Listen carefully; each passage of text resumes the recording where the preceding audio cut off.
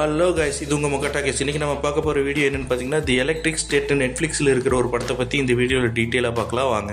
இந்த படம் பார்த்தீங்கன்னா 2018 சைமன் ஸ்டெலன்ஹாக் எழுதின ஒரு கிராஃபிக் நாவல் தி எலக்ட்ரிக் ஸ்டேட் அப்படிங்கிற ஒரு கிராஃபிக் நாவலை ஒரு பேஸாக வச்சு எடுத்திருக்காங்க. அதுலேயும் ஒரு ஹைலைட்டான விஷயம் என்னென்னு பார்த்தீங்கன்னா, இந்த படத்தை டைரக்ட் பண்ணது ரூசோ பிரதர்ஸ், அதாவது அவெஞ்சர்ஸ் இன்ஃபினிட்டி வார், அவெஞ்சர்ஸ் எண்ட் கேம் டைரக்ட் பண்ண ஒரு டேரக்டர். ஸோ அதுவே இந்த படத்தோட எக்ஸ்பெக்டேஷனை இன்க்ரீஸ் பண்ணியிருக்கு. ஆனால் இந்த படத்தை பார்த்த பல பேருக்கு ஒரு மிக்ஸ்டு ரியாக்ஷன், எனக்கு அதே மிக்ஸ்டு ரியாக்ஷன். ஒரு டைம் பாஸ்க்கு நல்லா பார்க்கக்கூடிய ஒரு படம் தான், பட் இம்பாக்ட்ஃபுல்லாக இருக்குமான்னு கேட்டால் இருக்காது.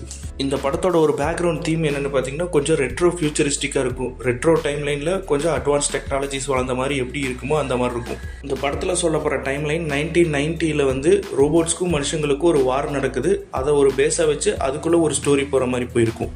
மிஷல்ங்கிற பொண்ணு, அதாவது மில்லி பாபி ப்ரவுன் நடித்த அந்த கேரக்டர் நேம், அந்த பொண்ணு தன்னோட பிரதரை தேடி காஸ்மோங்கிற ஒரு ரோபோவோடு சேர்ந்து ஒரு ட்ராவல் போகிறான். அந்த ட்ராவல் கொஞ்சம் அட்வென்ச்சரஸாக இருக்குது. நடுவில் சில பல டீம்ஸ் எல்லாம் சேர்றாங்க. கிறிஸ் பிராட்லாம் அதில் தான் உள்ள வராரு. ப்ளஸ் அந்த காஸ்மோங்கிற ரோபோவில் தான் அவளோட பிரதரோட கான்சியஸ் இருக்குது. இந்த படத்தோட பாசிட்டிவ்ஸ் என்னென்னு பார்த்தீங்கன்னா, இந்த படத்தோட விஷுவல் எஃபெக்ட்ஸ் ப்ளஸ் அந்த ரோபோஸோட டிசைன். ஒவ்வொரு ரோபோஸும் ஒவ்வொரு வேலைக்காக உருவாக்கப்பட்ட மாதிரி இருக்கும். ஸோ அதனால ஒவ்வொரு டிசைனில் ஒவ்வொன்றுக்கும் ஒவ்வொரு எபிலிட்டிஸோடு இருக்கும். இன்னொரு புதுசான விஷயம் என்னென்னு பார்த்தீங்கன்னா, ஒரு பசுமையான என்விரான்மெண்ட்டில் டெக்னாலஜிக்கல் அட்வான்ஸ்டு ரோபோஸை இருக்கிற மாதிரி காமிச்சிருக்காங்க. ஏன்னா most of the robotic movies எல்லாம் பார்த்தீங்கன்னா உங்களுக்கு போஸ்ட் அப்போகலிப்டிக் வேர்ல்டோ இல்லை சைபர் வேர்ல்டு இல்லை டெக்னாலஜிக்கலாக என்ஹான்ஸான ஒரு வேர்ல்டு மாதிரி தான் காட்டியிருப்பாங்க. நெகட்டிவ் என்னென்னு பார்த்தீங்கன்னா, அதோட ஸ்டோரி. இந்த மாதிரி ஸ்டோரி நம்ம நிறைய படத்தில் பார்த்துருப்போம். இன்க்ளூடிங் தமிழ் மூவிஸில் கூட ஒரு சில படங்களில் நம்ம பார்த்துருப்போம். அதுவும் போக டியூரேஷன் கொஞ்சம் லென்த்தை கம்மி பண்ணியிருக்கலாம். சில இடத்துல லேக் ஆகிற மாதிரி இருக்குது.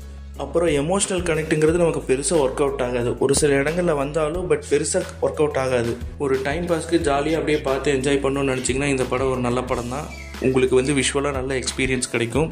ஸோ மறக்காமல் இந்த படத்தை செக் பண்ணி பாருங்கள். இந்த மாதிரி இன்ட்ரெஸ்டிங்கான மூவிஸ் பற்றி தெரிஞ்சுக்கணும் அப்படின்னா மொக்கட்டா கேஸ் சேனலை சப்ஸ்கிரைப் பண்ணுங்கள். தேங்க்ஸ் ஃபார் வாட்சிங் காய்ஸ். Bye bye.